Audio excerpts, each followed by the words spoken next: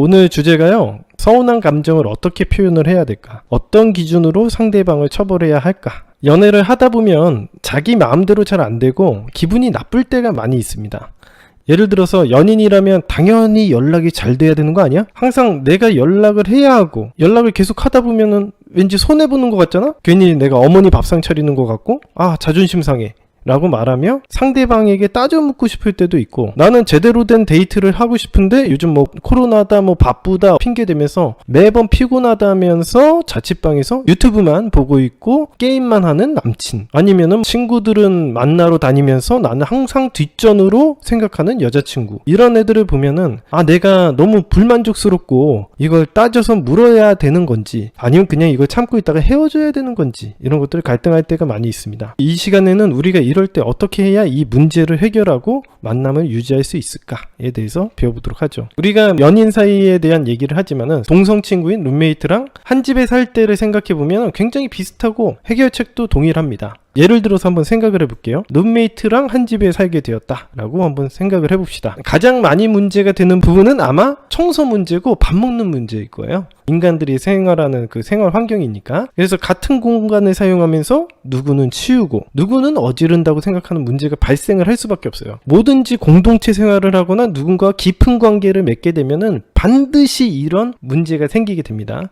누구는 연락을 하고 누구는 귀찮아하는 문제가 생기는 것처럼 연애에서도 똑같은 문제가 발생을 한다는 거예요. 일단은 룸메이트가 너무 깔끔해서 피곤하게 구는 경우도 있고, 룸메이트가 지저분해서 같이 살기가 어렵다고 생각하는 사람들도 있을 겁니다. 여러분들과 기대에 맞게 세상이 돌아가지가 않는다라는 걸 일단 먼저 알아야겠죠. 그러면 과연 어떻게 이걸 처리해야지 우리는 공동체 생활을 하면서 같이 행복하게 살아갈 수 있을까? 이 문제를 생각을 해보면 여러분들의 남자친구라든가 여자친구와도 같이 행복하게 잘 살아갈 수 있을 겁니다. 우리가 더럽다고 해서 그냥 다그치기만 해야 할까? 아니면 무조건 또 봐줘야 될까? 이런 것들 생각을 해봐야죠. 연락이 없는 남친을 무작정 이해해야 하는 건지, 아니면 그렇다고 해서 한번 따끔하게 얘기를 해야 되는 건지, 이게 연애를 실패하는 사람은 이런 걱정들만 하고 있을 거라는 거죠. 그러면 과연 어떻게 처리해야 될까? 총 4가지 조항이 있습니다. 일단 하나씩 보여드리도록 하겠습니다. 자, 첫 번째는 서로 다름을 인정하기. 내 마음처럼 세상이 돌아가지 않는다는 것을 인정하기입니다. 자, 여러분들도 인생을 조금씩 살아보시면 아시겠지만요, 이 세상의 모든 일이 여러분들의 마음이나 기대치에 맞게 절대로 움직이지 않습니다. 여러분들의 부모님, 여러분들의 형제, 여러분들의 기대에 맞게 행동하는 사람이 과연 누가 있었을까요? 여러분들이 원하는 기대에 맞게 항상 행동할 수 없죠. 그렇다는 것은 뭐냐면 내가 원하는 대로 사람들이 움직이지 않는다라는 걸 깨우칠 때가 됐다라는 뜻이에요. 그러니까 내가 어떤 사람을 좋아하면 걔도 나를 좋아할 이유는 별로 없다라는 것 정도는 깨우쳐야 되는 거예요. 예를 들어서 내가 연락을 많이 하고 싶다고 해서 상대방이 항상 연락을 잘해주는 사람만 나타날 거라는 기대는 버려야 된다는 겁니다. 왜냐면 사람마다 상황이라는 게 존재하기 때문에 그렇죠. 직장 생활도 마찬가지고요, 연애도 마찬가지입니다. 그렇다고 해서 아예 안 들어주고 여러분들의 기대에 항상 다 딴판으로 행동한다라는 얘기는 아니고, 예를 들어서 여러분이 소개팅을 하면 어떨 때는 내 상황이 프로젝트 때문에 갑자기 바빠졌어. 그러면은 누군가를 쉽게 뭔가 사귀기가 어려운 상황이 될 수도 있는 거잖아요. 그러면 누군가가 다가왔을 때 좀 천천히 다가왔으면 좋겠다라는 마음을 가질 수도 있는 거겠죠. 근데 그럴 때는 또 이성들이 너무 적극적으로 다가와서 곤란할 때도 있었고요. 막상 내가 또 여유로울 때가 있을 거예요. 내가 여유로워가지고 내가 누구 한번 만나볼까? 급하고 당장 사귀고 싶어 할 때는 또 이성들이 부담스러워 했을 때도 있을 겁니다. 이런 것처럼 여러분들도 시시각각 변하는 여러분들의 상황, 마음 상태에 따라서 행동하듯이 다른 사람들도 마찬가지로 여러 가지 상황들이 존재할 거라고 생각을 해야 된다는 거죠. 여러분들이 적극적으로 나가봤는데 상대방이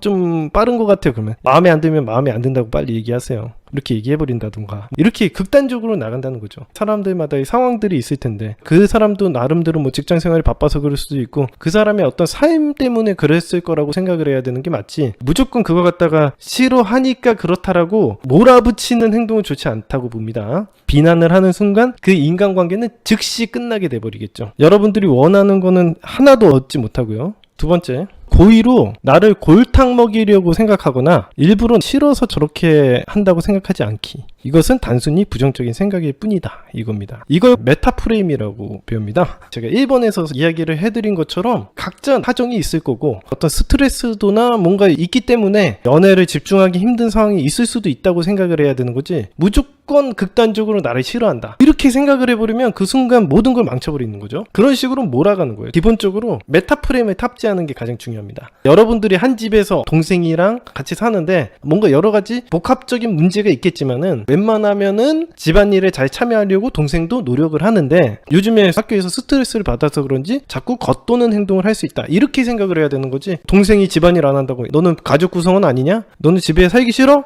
꺼져 이렇게 해버리면 안 된다는 거죠. 그렇게 하면은 그 순간 대화 단절이고 더 이상 얘기할 것도 없는 겁니다. 사이만 나빠지겠죠. 우리가 이렇게 부정적인 생각을 갖고 그걸 갖다가 표현을 해버리면 그 즉시 인간관계는 다 종료가 되기 때문에 절대 그러면 안 됩니다. 당연히 잘하려고 하는데 뭔가 사정이 있어서 그랬겠거니 라고 생각하는 게 일단 먼저입니다. 그렇다고 해가지고 무조건 이해해주라는 건 절대 아닙니다. 사정이 있는 건 있는 거고. 메타프레임 1번이 뭐예요?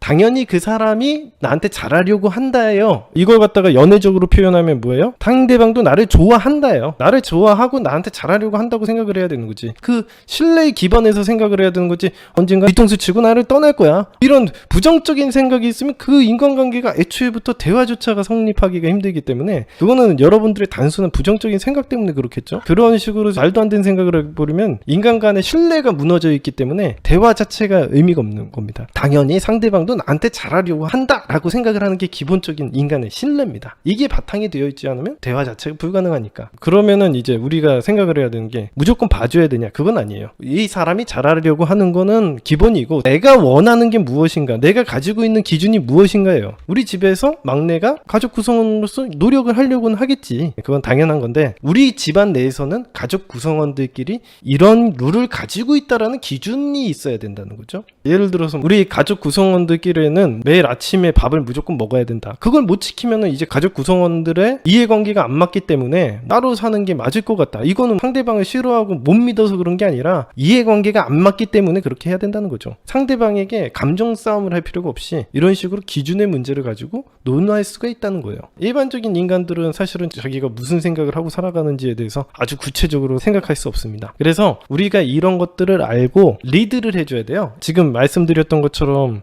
상태가 안 좋은 상황에서는 더욱더 어렵겠죠. 예를 들면은 여러분들의 남동생이라든가 뭐 이런 사람들도 바빠가지고 집안일 못 처리하는데 그런 불만족스러운 상황에서 너네도 뭔 생각이야? 너네도 뭐 생각 있냐? 이런 거 물어본다고 해서 특별히 대답을 할 수 있는 것도 없어요. 그래서 우리가 이런 상황을 보고 리드를 하는 쪽이 필요합니다. 연인 사이에서도 마찬가지예요. 너 나랑 만날 생각은 있니? 이런 식으로 물어볼 게 아니라 걔가 바쁘면은 바쁠 수는 있는데 그게 이제 우리 기준에 안 맞고 상황이 안 좋으면 한 달 정도는 휴식을 취한 다음에 만나는 게 맞다라던가 정상적인 연애를 할 수 있게 도와주는 역할을 해야 되는 거지. 그 상대방 몰아붙이면 상대방과 그냥 끝납니다. 대화를 할 가치가 없는 거죠. 이제 두 번째는 메타프레임을 생각을 하자. 자, 세 번째, 최대한 각자의 생활 공간이나 삶을 분리하기. 어떻게 보면 서로에 대한 존중이라고도 얘기할 수 있겠죠. 그러니까 인간은 기본적으로 동물이에요. 각자의 삶이 있고요. 각자의 영역이 필요합니다. 여러분들 제가 바디존이라는 영상에서 설명을 해드려서 아시겠죠? 그 영역을 침범받았을 때는 굉장히 불쾌해합니다. 룸메이트도 마찬가지고 남자친구, 여자친구도 마찬가지입니다. 한 집에 살게 되면 각자의 공간을 따로 분리하고 최대한 상대방의 공간을 존중해줘야지 이렇게 분쟁이 일어났을 때 회복할 수 있는 힘이 발생을 합니다.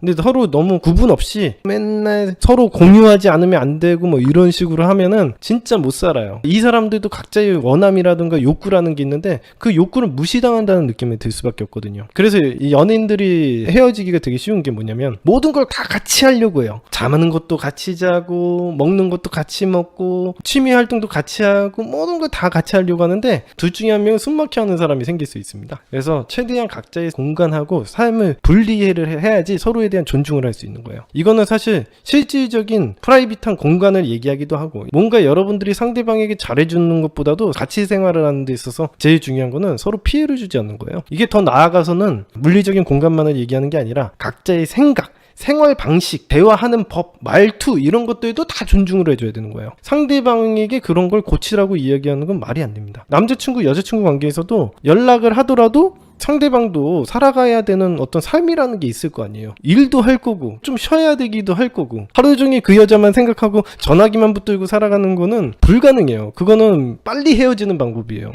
연락하는 타임도 정해서 하고 만남도 웬만해서는 정한 시간에만 만나고 서로의 삶에 대해서 크게 간섭을 하지 말아야 돼요. 내가 최소한의 지켜야 되는 룰만 가지고 있어야 되는 거지 그 사람의 인생이라든가 삶의 방식에 대해서 다 간섭할 수는 없다는 거지. 일단은 서로에 대해서 존중하는 게 되게 중요하다. 존중이 아예 불가능하면은 인간의 최소한의 욕구인 자유권을 침해하는 행동이기 때문에 살 수가 없습니다. 여러분들이 원하고 추구하는 방향도 있고 강요하는 대로만 행동하는 게 과연 행복한 삶이라고 생각하겠습니까? 여러분들이 선택한 삶이 되어야겠죠.